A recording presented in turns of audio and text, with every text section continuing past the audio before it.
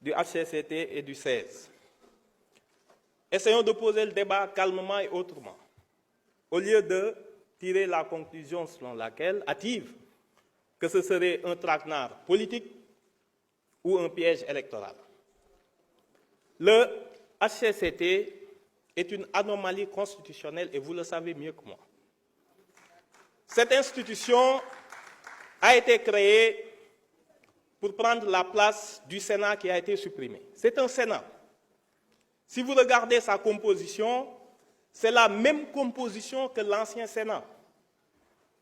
Des membres élus au suffrage universel indirect et l'autre groupe nommé par le président de la République.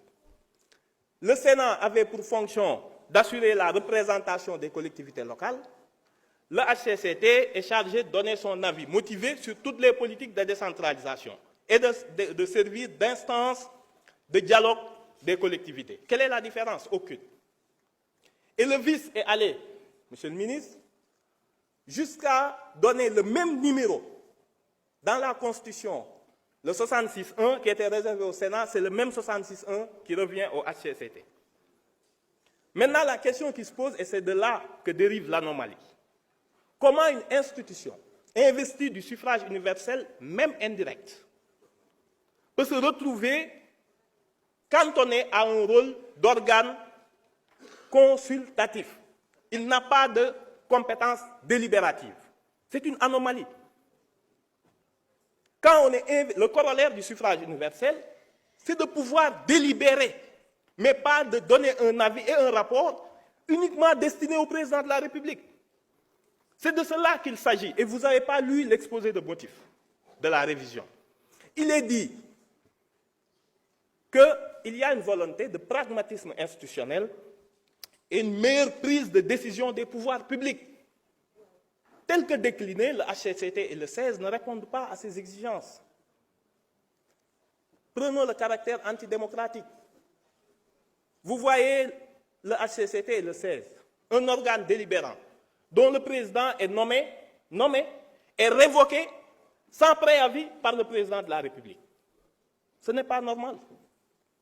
Démocratique, lorsque vous gagnez les élections locales, vous avez le maximum de maires et de présidents conseillers.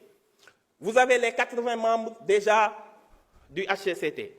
En plus de cela, le président se permet de nommer 70 encore. Donc le fait majoritaire tourne à l'absolutisme majoritaire. Ce n'est pas du tout démocratique dans une république. Qui plus est, analysons un peu l'efficacité de HCCT et du 16.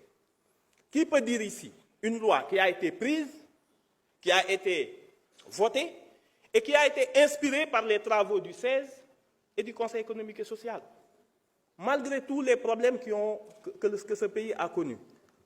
Le 16, le Conseil économique, social et environnemental.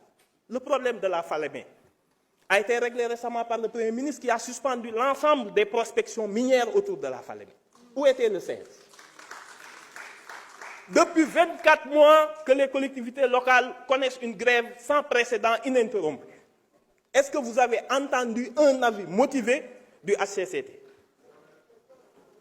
Je passe outre les problèmes d'emploi, les problèmes sanitaires, les problèmes sociaux.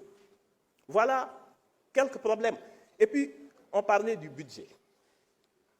Le 16 a été créé en 2012.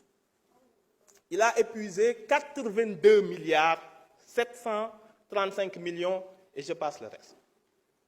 Le HCCT a été créé en 2016 avec 66 milliards. Donc ces institutions, quand on vous dit c'est budgétivore, c'est vraiment 150 milliards. Merci. On ne vous demande pas de voter, mais de vous abstenir. Merci beaucoup.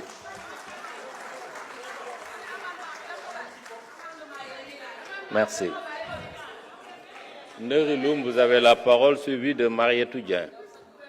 Merci, Monsieur le Président de la